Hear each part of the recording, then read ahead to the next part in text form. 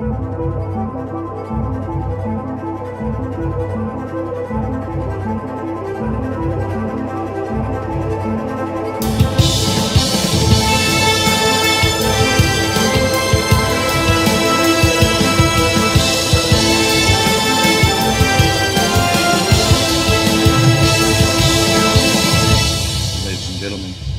and ghouls, to all of our non-binary friends, to everyone on the spectrum and in between, welcome to another episode of The Shutter Show. My name is Ken Stachnik, and with me, as always, is David Marlowe. How you doing, Cam? Oh, I'm fine and dandy like sugar candy. I'm fit as a fiddle and ready for love, David. Ken, I've missed you. It's been so long. At least it feels like it's been fucking ages. Yeah, it's been at least like 3 months. Let's see here. Our very last episode we recorded was on the 1st of January. The 23rd of January. So it has been about 2 months since we are a month and a half. Yeah, and we're in season. We're in season 3, season 4. This would be season 4. I don't know why we're really breaking it, but the seasons. It's more of just like when we need to take a break because life intercedes. But Exactly. It gives a chance to have a tiny little vacation. And our vacation was a lot bigger this time because both of us have had, crazy life moments, like good crazy, though. Like for once, good crazy. Yeah, no, absolutely. Yeah. David got married and moved across the country. I'm living in Hawaii and making a movie. You might notice that, David sounds a little different because he's moved into his new apartment, but nothing has shown up yet. So yes, I've been here for like close to a month and a half, and our movers show up tomorrow, which I'm sure is just going to be stressful as hell. I'm going to be at work. I'm not even going to be there. Poor Katie, my poor wife, my poor Midwest 10. But so far things are going well. We have mice in a newly renovated apartment, which is frustrating. But, I was just so pleasant and, it was so cold outside. He's like, you know what? He's a warm person. I'm going to go up and say hello. And I'm also going to shit in all the corners of every room and also on the countertops and then maybe eat some of his food. And I was like, I feel like you're overstaying your welcome.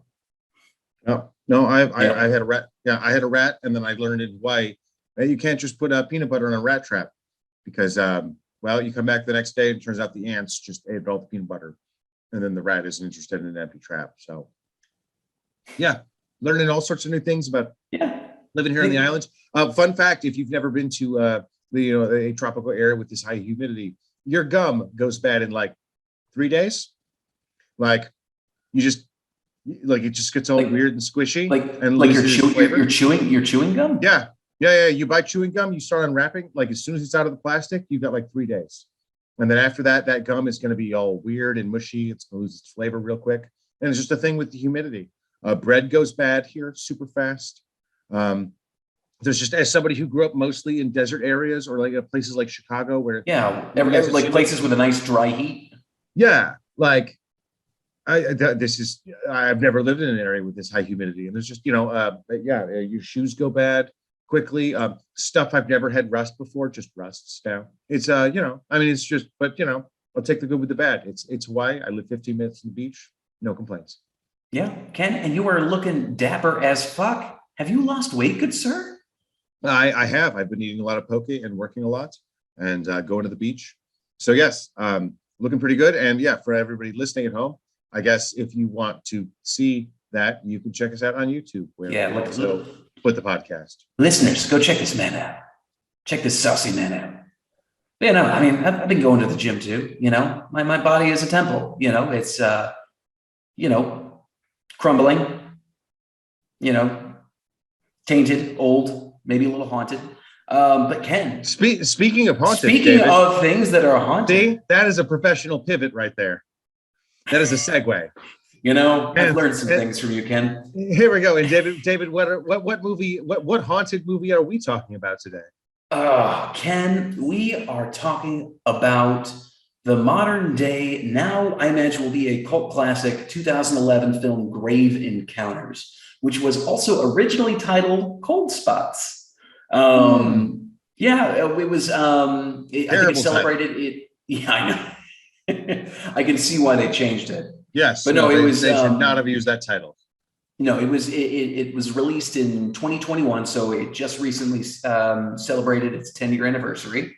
It was directed by the Vicious brothers, who are not actually brothers, but their directors Colin Minahan and Stuart Ortiz. So this, Ken, as someone who is not genuinely a fan of like ghost films. Well, I'll take it a step further. Part. Yeah, I will take it a step further. I actively do not like ghost stories. I find them mostly boring. I find them not scary. And I want to be clear, this is entirely the shape of my brain. I do not want to yuck anybody's yum. If you love a good ghost story, you love a good spookum, like all power to you. My brother loves himself some Paranormal Activity, and I can understand and appreciate why that movie affects people the way it does, but that's just not what I'm putting on a horror movie for personally. And of the ghost movies that I have seen recently, especially ones that are found footage, which is another motif that I tend to have a pretty continuous raised eyebrow at, this is pretty good. Yeah, it does a lot of things well that even non-found footage, like that other like more traditional ghost stories, don't do well. It has a real sense of patience to it. It actually builds its tone and its suspense slowly. It's just not starting at a 10 right out of the gate with like, oh shit, everything's crazy. Like they really build that tension. They really kind of let the first 45 minutes of this movie be a pretty slow burn. And even then, the movie doesn't end with a gigantic ghost fight. It doesn't end with, the power of Christ compels you, except we're not saying Christ because that would be too specific of a demon. So instead I'm using this weird book that we found because we all just reference the Necronomicon all the time. And now I have a step-by-step guide on how to vanquish you. Yeah, and it's a good thing that this person speaks ancient Sumerian. It's just like, bro, I'm so tired. Like, really? Really? And I mean, this came out like at the height of found footage films. So like, in the 90s, we were granted with the classic, the Blair Witch Project, who, thanks to a really good viral campaign, made freaking gangbusters and, opened the world for found footage horror. Well, I mean, it benefited from being the first viral marketing hit. Now, it's not the first found footage movie by any stretch. No, certainly not the first. But I think it wasn't until like Cannibal Holocaust. Cannibal Holocaust is the first big one to really kind of play up that idea. But yeah, Blair Witch was definitely the first one that even remotely kind of sort of broke into the mainstream at all. Unless you want to talk about, something like Spinal Tap as a mockumentary, where it's kind of doing the same, what I mean? Like a little different, but found footage is the idea that someone found some footage of a fucked up thing that happened. Yeah. And you're watching the story play out, It becomes a real technicality thing, like talking about the first slasher movie, and you're like, oh, is it Psycho or is it Peeping Tom? And you're like, Peeping Tom came out before. But Peeping Tom played in, I think, 3 theaters for like 8 days before it was banned by the British censors. And so nobody saw it, and it destroyed Michael Powell's career. And then, like a year later, Psycho comes out and is one of the biggest movies of all time.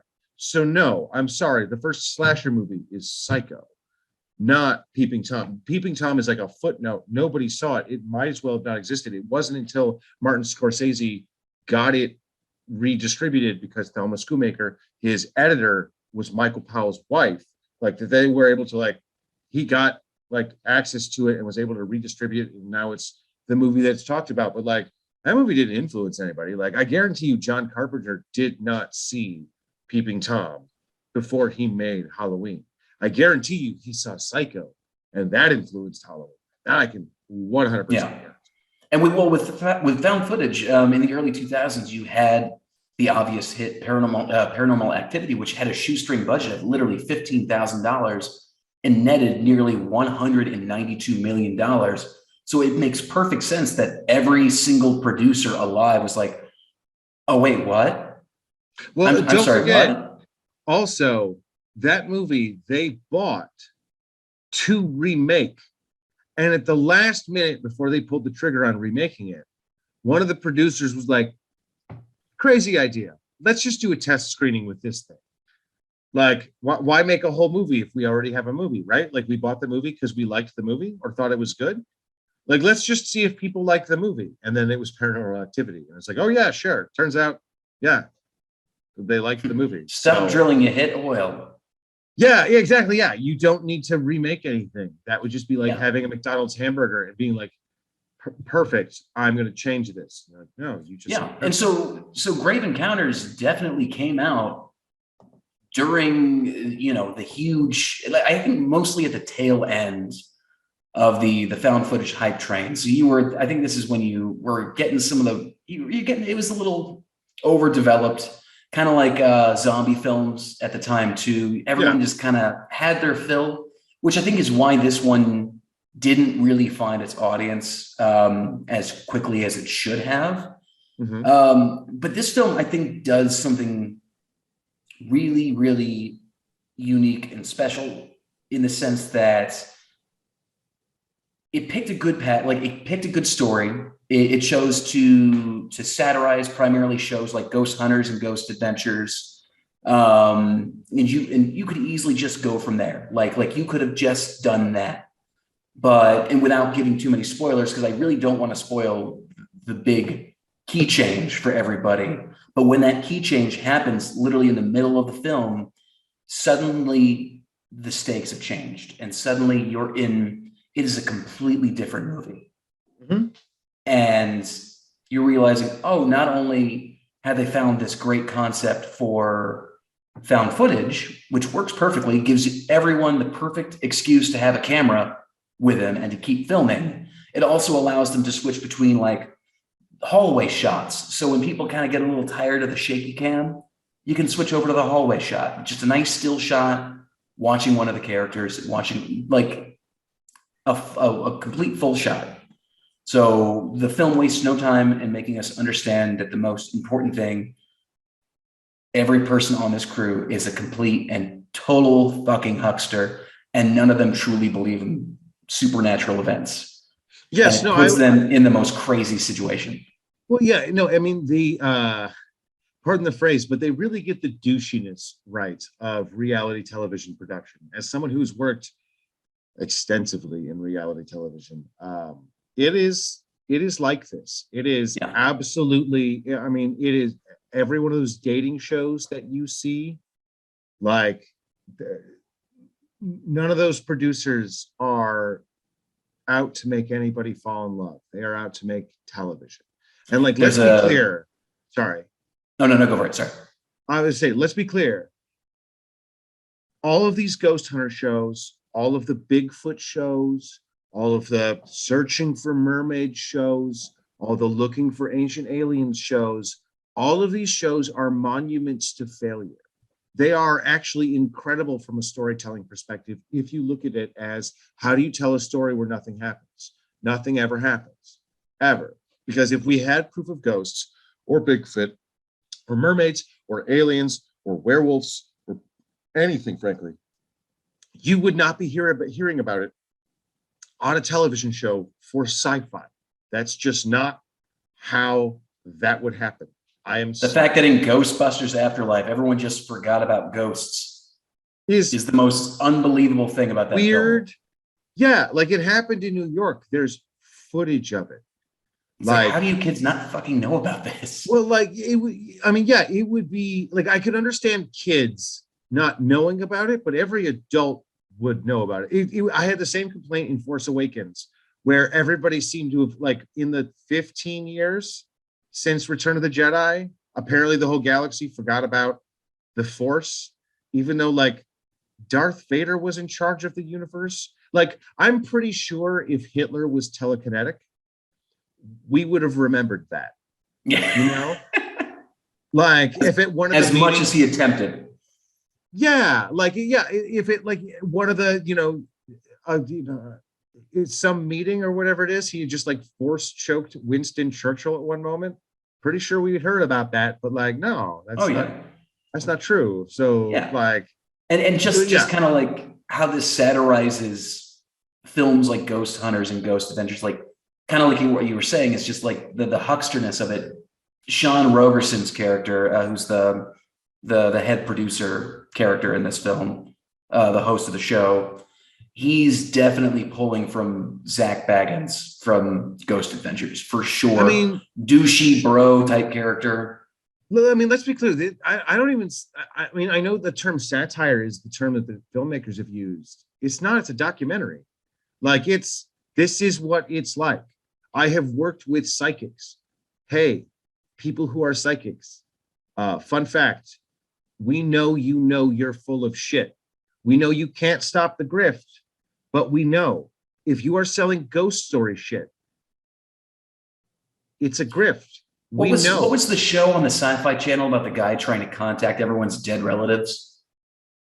Well, I mean, how about worse than that? John Edwards, like on like ABC, like on network television, telling people he can talk to their relatives when he's just doing cold readings and he's got microphones in the waiting room and Jesus Christ, guys, do you not know the internet exists? If you sign up to be an audience member on a fortune teller psychic television show, they just go look at your Facebook page. And then they say, is there somebody here in the audience who knows a Nancy? And somebody who's just posted about how they're really worried about their Aunt Nancy is sick goes, oh my God, it's a psychic. And they're just dumb. Like they're not dumb. They're just people usually in like a terrible emotional situation. They have grief. They have loss in their life. And then these fucking grifters come and take advantage of them because, like, let's be clear, ghost stories are, let me back up. Okay. So one of my favorite stories of all time is the time that Stanley Kubrick called Stephen King in the middle of the night. It is 3 a.m. in Maine and the phone rings. And this is like 1970 something. So it's one of those like, oh, you answer the phone if someone's calling in the middle of the night, it must be an emergency. Stephen King picks up the phone and he goes, Stephen, this is Stanley Kubrick. Do you believe in God? And, this is a lot to take at, hey, it's Stanley Kubrick and do you believe in God? He said, wait, what? I'm sorry, Stanley, what? Do you believe in God, Stephen? Yes. Well, Stephen, then I assume that you mean that all ghost stories are inherently positive, heartwarming, right? What, Stanley? Why would it be that way? Well, it proves the importance of an afterlife. We'll talk about more of this later. Goodbye, and hangs up the phone. Like, just the most Stanley Kubrick's surreal, such a weird motherfucker. Yeah. Also, I know I did a weird British, a terrible British accent there, and that's actually not what Stanley Kubrick. Stanley Kubrick actually kind of sounds more like this. So it should have been, hello, Stephen, but I digress. We're not going back. You believe in God? Yeah. Do you believe in God, Stephen? But yeah, we're not going. All right. I like your voice better. Your voice works much better. Yes, ghost stories are inherently positive because like it's what you like. It implies there's an afterlife. Hey, everybody, I'm sorry. Do you know if ghosts existed?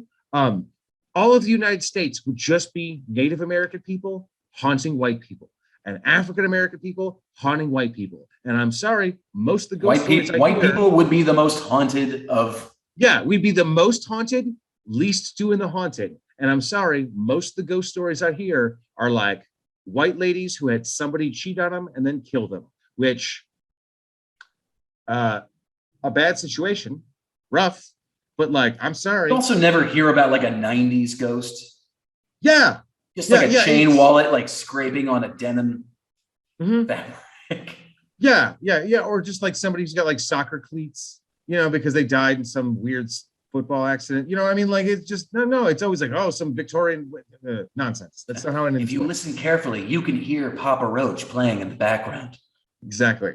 So, but this movie is not about any of those things. Sorry, that was a little ghost digression that I couldn't help myself on. I feel like I am also I'm atheist as fuck, and which also means that ghosts aren't real. It's just I hate to break it to most people. They're not real. And like, granted, if there's undoubtable proof that there is real, and a ghost comes up to me and has a full conversation with me, sure, maybe. Mhm. But even then, I'm going to be like, I'm pretty sure I was dosed with something.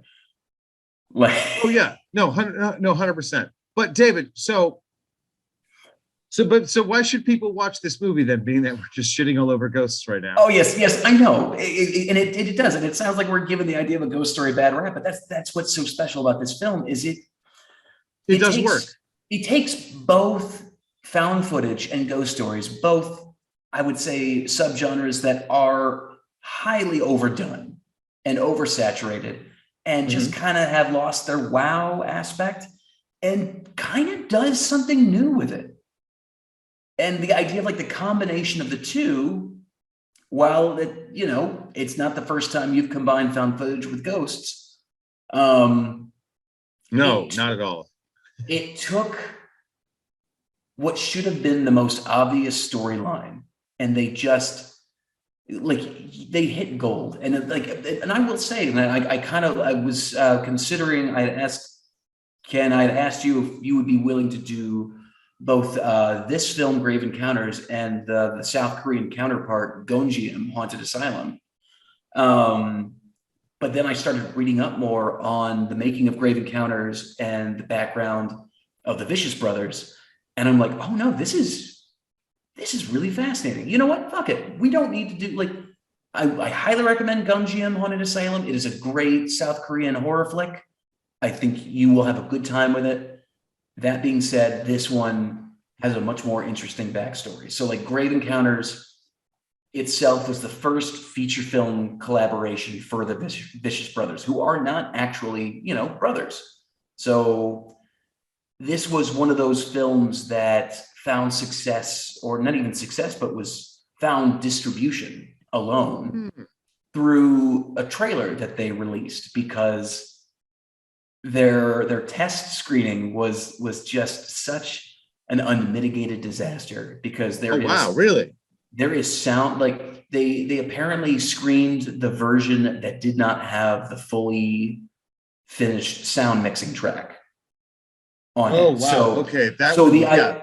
So the idea of the sound mixing, which they really made a huge part of it, is that the score is the asylum itself. It's the idea, like the inner, like the sounds that in that, because they noticed, like, while filming, they're just like, there's just all these weird echoey backgrounds, and it just makes, it's all the Foley work from when they were on set, and they just had a really good sound mixer, and they didn't accidentally screen the version without it, and it just was god awful. And so because of that, just kind of didn't really find any distribution. And so they released a 2-minute trailer like 10 years ago, and it got this weird viral success, like millions of views. And then suddenly, you've got major studios calling them up, being like, yes, we would love to distribute. And they didn't have a wide release, but they at least found an audience. Yeah. And so these directors, they actually met each other while they were in high school. So this is their first feature film collaboration. They'd written several scripts together, but this is the first one that they could realistically do on a shoestring budget. So yeah, the journey of their movie, I think, could be traced back years prior to like another corner of the web on a filmmaking forum of all places. So these two were in high school, and I think it was Stu that, because Stu and Colin are their names, and Stu was the one who was able to, like, he just did a lot of really cool visual effects, and they would share videos with each other. He noticed that his VFX that his visual effects were top notch, editing, filmmaking, everything very impressive. Like, who is this kid in California making Terminator-like things? They were just awesome. And they were in, I think, 11th grade at that point. And so they both went to separate film schools. I think Stu was living in Vancouver, and eventually they met up and they just started writing scripts together. And the idea for Grave Encounters actually came to them while they were taking a break hanging out at an IHOP. Like, because they realized that whenever they just couldn't really think of anything, they just put on Ghost Adventures because they just thought it was the hokiest shit. And it kind of gave them like little ideas to work off. I was like, we could do something with this. And so they traveled to Stu's hometown. They found a perfect location to shoot a low budget horror film. And it was apparently when Colin had directed a music video for the rock band Papa Roach at a vacated mental facility on the grounds of the Riverview Hospital. And I'm gonna dice this name of this British Columbia town, Coquitlam, I think I'm most likely wrong. But yeah, the Riverview Hospital in Coquitlam, British Columbia. So they found the perfect location, shoot a low budget horror film, all while they were filming one of Papa Roach's bigger videos at the time. So it's just these two filmmakers, when you actually see some of the behind the scenes footage of them, they are young. And they are young and emo as fuck. Yeah, they definitely fall under the like, nobody should be giving us money to make a movie. This is inappropriate. It is also funny to think that without Papa Roach, we wouldn't have Grave Encounters. Yeah, I mean, that's one good thing that Papa Roach gave us. Yeah, I mean, I guess thank goodness from that. So no, Ken, have you ever heard of Riverview Papa Psychiatric Roach? Hospital? No. Okay, so I'm just going to give a slight, because the hospital is a huge character in this. Absolutely. So it's like nearly 100 years old before they were filming on location. The Riverview Psychiatric Hospital, it opened in 1913 under the name Essendale Hospital after one of its founders, Dr. Henry Essen Young. So comprised of multiple buildings. Riverview Hospital housed patients being treated for mental illness throughout most of the 1900s and into the 21st century. So once home to thousands of patients, numbers of those treated at Riverview gradually went down towards, I want to say, like the turn of the century, due in part to new views on like psychiatric treatment. There was a whole bunch of shit going on with psychiatric hospitals, and it's the reason why we have so many that are abandoned. Is just eventually we realized that the type of care that was going on there was not proper, but also Reagan also released a shit ton of mentally ill folks. Yeah, we defunded all of the mental hospitals, and then everybody was like, where did all these homeless people come from? They seem like they need help. And then Reagan was like, I have the solution. Yeah, it's a real, hey guys, I don't know if you've noticed this, but Republicans have a real tendency to wreck things and then be like, who did this? Like it's some real, I think you should leave guy in a hot dog suit trying to, being like, we're trying to figure out who did this. I'm like, yeah, we see you. Or at least some of us do. Anyway, back to ghosts. Oh, yes.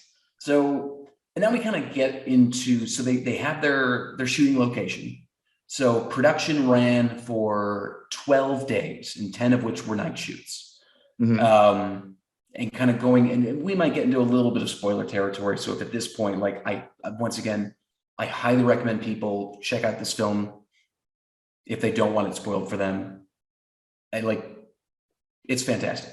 So Colin and Stewart encouraged improvisation on the set, including letting the actors take a camera and just wander through dark corridors and empty rooms on their own, which is kind of what gave the film that sort of like frightening realism, and just people like kind of done with their job and just being like, fine, let's just fucking do this shit. Well, that's kind of like why I was saying, like, this isn't a satire. This is much closer to a mockumentary, because they're in a satire. You would have one person who was like, no, ghost fucking exists, and I will fucking prove it, and like is dragging everybody behind them. But there's nobody like that really in this. You know what I mean? Like the entire point from the beginning is like as soon as you have the scene where they go up to the janitor and are like, or the groundskeeper, and are like, have you seen anything spooky? He goes, no. And they're like, well, here's $20. And then they cut to him and be like, oh yeah, I saw a ghost right over there. Like, you immediately know what this is, which is like, that's like let's be clear, like the people who are selling these shows think you're dumb. Like and I didn't want to believe it either until like I heard producers of reality television talk about the people who watch these shows, and they don't think that they're not making shows for people they respect. They are making No. shows for people who will lap up I what they mean, put in front to of them. be fair, ghost shows are literally one of the most popular subgenres of reality TV existing. There's dozens upon dozens Because of independent shows with this. they're so cheap to produce and so easy, and people buy it, and it's fine. Like, yeah, and it's why you had a bunch of found footage. It's why you had a lot of found footage. People buy Taco Bell. It's not good food, but people like it, and that's fine. But like, don't let anybody convince you that Taco Bell is good food, like, or that it's good for you, or the people behind it are trying to do anything other than just sell you something for money. And that's what like the actual ghost shows are doing. And this show, like, or this movie gets that incredibly right. It gets the fact that like the cameraman is like, I do not need the $350 a day I'm making for this. Like, this is a job to me. I want to go home. Like, this is exactly. I do not. It's not their passion project. Yeah, for like, and one guy is much more just like, no, but look, we've got some momentum going. Like, I will say, like, I also watched the Guanjiam movie, and the one thing that I think that they did really get right was the main guy getting more and more invested as their viewer count goes up, and that pushes him to push everybody else, because I have seen something like that happen. Oh, we're getting traction, and just watching a person go crazy because they happen to be just like tickling the edge of success. I will also say this. I know this is super nitpicky, but one of my problems with this movie is they got the digital noise wrong. It doesn't look like corrupted files. It looks like After Effects. It looks like images of what noise looks like, but it doesn't look like actual degraded recovered footage. And it's hard. And I think that and I would agree. And I think the directors, they grew up in that SFX tech, so they were both somewhat decently versed in doing 2D comps and like whatnot, and After Effects, but they weren't on a professional level. Well, like, so this movie features not heavily, but fairly decently the pretty standard person with a normal person with a normal face, and then all of a sudden person with a ghost face, and you get that like rah! And that was like one of the first video Copilot After Effects tutorials, and surprise surprise, that effect shows up in a million movies from that era. Just like around that era and a little bit before, you get your aggressive blue and orange color correction. Or for slightly before that, as Werner Herzog would say, Vi, when I watch these movies, these action movies, it always looks like the cameraman is masturbating, because you just had that shaky cam thing was like the thing. And let me be clear. Oh yeah, Taken 3, where it's like 20 shots just for Liam Neeson to jump over a fence. That's the hyper aggressive editing that also came out of that. But also, let's be clear, this is shaky cam, where this is not just handheld. This is literally in cases where like people like J.J. Abrams would shake the top of the camera, or they would put a drill on the front of the camera with like an offset piece of wood and then run that. So like you had this thing you were fighting the whole time. Oh, yeah. J.J. Abrams, you and your stupid mystery box. Yeah, no, I mean, as kind of like putting an onion on your belt. It was the style at the time. Mm-hmm. No, like I will say, like, I have a lot of respect for the Vicious Brothers, in that this was like their first professional feature film, and they pulled shit like this, where like there's a part in it where obviously like they can't get out. Like that's the big thing, is they just can't get out of there. And the whole layout of the hospital seems to be changing. And you remember when they're on their way to the roof and they come across a blank wall? Yeah. So they were able to keep that a secret from the actors. So the Oh, that's fun. reaction that you see from the actors is 100% genuine. They were able to, they brought in production when everyone was on break. They built up a wall. They dressed it and everything. And sure enough, like the A cam, which was Colin most of the time, was like urging them to like go up this, like go up, and they just played along with the scene. And they were all so confused. And they were just taken aback. And then finally they thought, it's like, okay, well, we'll work with this improv. And that was kind of the nice thing, is that these directors were comfortable enough doing their job that they were able to be like, you know what? We are perfectly fine with these actors ripping our script to pieces as we finally tune it. Like, it's just like another thing, like, for example, you know, the room with the bathtubs? Mm-hmm. There was no plumbing in that room. Those tubs came with the building. That is real. Those, like, they literally took one of those tubs, plugged it up, and they just filled it with fake blood, which I think they used coffee grounds or something to give it that coloring. And yeah, they took the location, which just was a gold mine of stuff to shoot. And they were like, you know what? I don't care. We're gonna switch around the script a little bit because this is just too awesome not to shoot. And you know, it sucked for them in post because they had like hours and hours of multiple cam footage, and they had to splice it together into a, you know, competent story. And it, God damn it, man, it fucking worked. And they could have easily just stuck with kind of the first good idea that they had, and they could have just made it a real typical ghost story in a haunted mansion. But they decided to make that key change in the middle of the film, which I think is what makes the film as special as it is.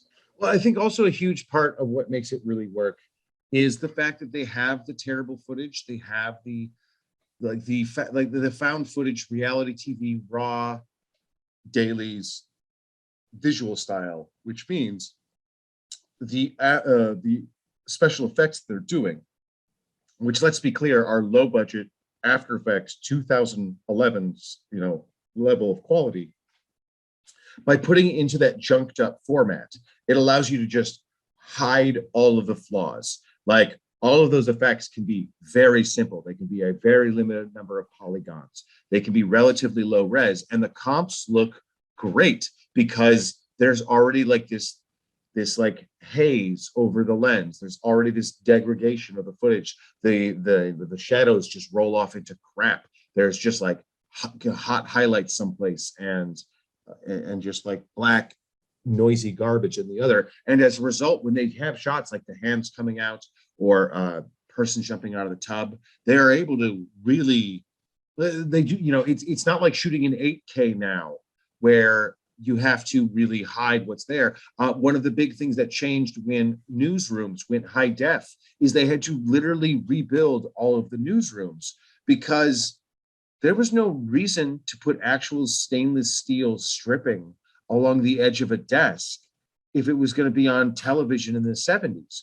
You would just use aluminum tape because it was faster, cheaper, and easier, and nobody would ever know. Like, everything could just be terrible painted plywood because you just couldn't see the detail. It just didn't need to be that high quality. And now when you're building sets and such, you know, there's a much more attention to detail that you need to have, just because you're going to see a lot more of that detail because it's going to be crystal clear, which means your effects need to be crystal clear, which makes it a lot harder. Where this, it's like shooting something. It's why like some horror movies look better on VHS tape, because it just hides the fact that they don't look that good in the first place. But that's not what makes a movie effective. There's plenty of horror movies with beautiful cinematography that do not work. Yes. And while the cinematography is not great in this, that's the point. Mm-hmm. Clear, more defined picture does not always make a film better. 100%. 100%. Yeah. Yeah. Shooting on IMAX versus shooting on 16 millimeter or 8 millimeter does not make your movie better. There have been great movies that have been made on 8 millimeter. It's the reason why Texas Chainsaw works so well. It's the reason why things are so terrifying in the daylight, is because you're using literally 12 millimeter? 16 millimeter. 16, sorry. What did I say? 12 millimeter? 12, Okay. yeah. The It's 8mm Super 8, and then you have 16 Super 16, you have 35 Super 35, and you have IMAX and 70mm, Thank you, and a bunch of other Ken is 65 better at this millimeter. part of the job than I am. It's literally my job. Exactly. It is. Yeah. It is literally. He is literally doing a feature film in Hawaii right now as a cinematographer. He knows this. Not too But shabby. no. Also another interesting fact. So the whole thing with the window opening by itself. Yeah. That was another case of like the caretaker that they were chatting with, like, is the real caretaker of the grounds. And before they started filming production, like, he would talk about how he's like I lock these windows all the time, and I come back the next day, they're wide fucking open. And Colin and Stu were just like, well, that's going in the movie. And sure enough, it fucking works. It's great. It plays with that whole you don't understand, you don't quite know what's coming next. It is both predictable yet unpredictable. Yeah, no, I mean, the Vicious Brothers did one of the best things when it comes to low budget filmmaking, which is they didn't make the movie that was in their head. They made the movie that was in front of them. And that's one of the most valuable lessons, because I've seen so many filmmakers who go out to try and make this exacting movie just like they dreamed it up in their head. And spoiler warnings, it never works out. It turns out what's in your head is not nearly as good as what your entire crew and production team thinks up and you discuss and come up with together. It turns out that that's just what a person does when they're really egotistical. And instead, what you should do is look around you, see what the shots are, see what's possible, and then shoot that. And that's what these guys clearly did. They took advantage of the location that they had. They took advantage of the actors. They took advantage of the fact that, like, they were letting them find the footage. They just allowed the footage to look real by doing it the way that you would really do it, which is, again, why I say this movie is not really a satire. This movie is just like a mockumentary about, like, what if somebody actually found some ghosts on one of those dumbass ghost shows. And yeah, it's and if you're in the mood for a good spooky time, if you are in the mood for a haunted house and it's not Halloween time and there's not a haunted house near you, pop this on. This does all the jump scares, all the spookums, all the creepies, all the spookies and the ookies that you're going to want out of this particular kind of movie. It's not going to blow your mind. It's not going to change the world, but, like, this movie's a really solid hamburger. Like, it's just a good, tasty what it is. And if you're not in the movie, if you don't like beef, that's fine. But, like, it doesn't need to be anything more than it is. And I highly recommend it. Yeah. And I think what I kind of like about these directors is that it takes you back to the 90s, in the sense of, like, these guys started in music videos. These guys started sort of the classical way that I was at least familiar with in my time, of, kind of like how you had David Fincher, like, starting in working with 9 Inch Nails. Though that is not me comparing Papa Roach to 9 Inch Nails. They are both, one is far better than the other. And so I don't know. I'm very impressed that this was their first feature. It is. I think it deserves a watch from anybody who's looking for a scary flick and just being like, hey, what's good right now? Well, I Check mean, it out. It's a sleeper hit. Yeah, well, I would also say this is also good for anybody who's in film school, anybody who's coming up right now, who is who is watching movies like Blair Witch, who are watching movies like Halloween, but also watching movies like El Mariachi, Paranormal Activity, movies where the independent filmmaker had $0 and 0 cents and was able to make something that able to give them the springboard that became their career. This movie, if nothing else, absolutely is that from the Vicious Brothers, despite the fact that I think their name is very silly. Yeah, especially the fact that they're not actually brothers, but yes, no, that's extra weird to me. David, I would say that's a so, right? That's pretty. I would say so. Well, welcome to season 4, everybody. It's going to be a fun little ride.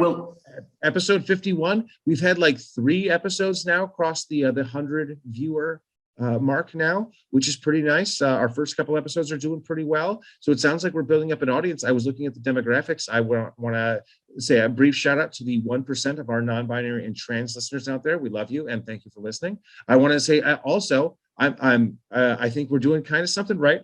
Turns out about 1/3 of our audience is female and for a podcast. Yeah, for a podcast about two white guys talking about horror movies. Ladies, thank you for being here. Today's International Women's Day, right? Yeah, indeed. I'm wearing my feminist icon T-shirt, and yeah. So just mine is not nearly as I suppose this is appropriate. It says trophy husband, but it's mostly because like I'm a giver. My wife is the most important person in my life. Yeah, he's just a wife guy, and what better way to celebrate women by being an awesome guy for your wife? And also shout out to everybody who's listening. Thank you so much for spending the time to listen to us talk about horror movies. Hopefully, we are giving you recommendations and things that you are checking out and adding to your horror repertoire. And speaking of adding to our horror repertoire, David, I'm going to mix things up because this is my show and I do what I want. So I'm going to give you an option of, do you want me to suggest to our audience 2 movies that I've seen and I know for a fact are pretty good? Or do you want me to give the audience the option of 2 movies I haven't seen, but I've heard are pretty good? Oh, God. Oh, no. Okay. You know what, Ken? I'm feeling a little adventurous today. Let's go into 2 movies that you haven't seen. Okay. So we're going to go with The Town That Dreaded Sundown. Okay. And Gator Bait. What is Gator Bait? What is Gator Bait? I'm so excited for you to go and watch the trailer for Gator Bait, David. Oh my God. Oh, sorry, I bumped the mic. Oh shit. Well, I feel like we're going to have to bring back the time machine for our next episode. No, I'm just going to throw it out to the audience. We're going to leave this out there and we're going to see what happens. But I'm excited for you to possibly discover. You hear that, ladies and gentlemen? Go to our Instagram and vote for Gator Bait just so we can just melt David's brain. It's going to be fantastic. David, where can they find us on Instagram? Oh my God, they can find us at Shutter_show on Instagram, where I haven't posted much just because we've been on break, but now that we're back at it, I'm going to try to post a little bit more and try and be a little bit more engaged with you folks. You can find me at _DW Marlowe, where I get up to my regular musings, and occasionally you see me do a couple wood projects and hanging out with my wife. Ken, what about you, buddy? You've been up to a lot. I think your life right now is more interesting than mine. I mean, I guess so. If you want to see some of the behind the scenes stuff of the movie, I'm shooting The Perfect Illusion here in Hawaii. You can check out my Instagram at Ken Stacknick. You can also check out my Twitter at Ken Stacknick, where I mostly talk about movies and make fun of people. Let's see here. You can also check us out on Twitter, which I don't use that much. I apologize. I'm just very busy at the moment. At Shutter Show. Other than that, you can email us at shuttershow@gmail.com. We have a YouTube page where we release this show just with video and our heads talking a little bit bigger than normal. And yeah, I would say, ladies and gentlemen, boys and girls, good night. Thank you so much for listening. And most importantly, go fuck yourselves. Good night, everybody. Gator Bait! We love you, Ukraine.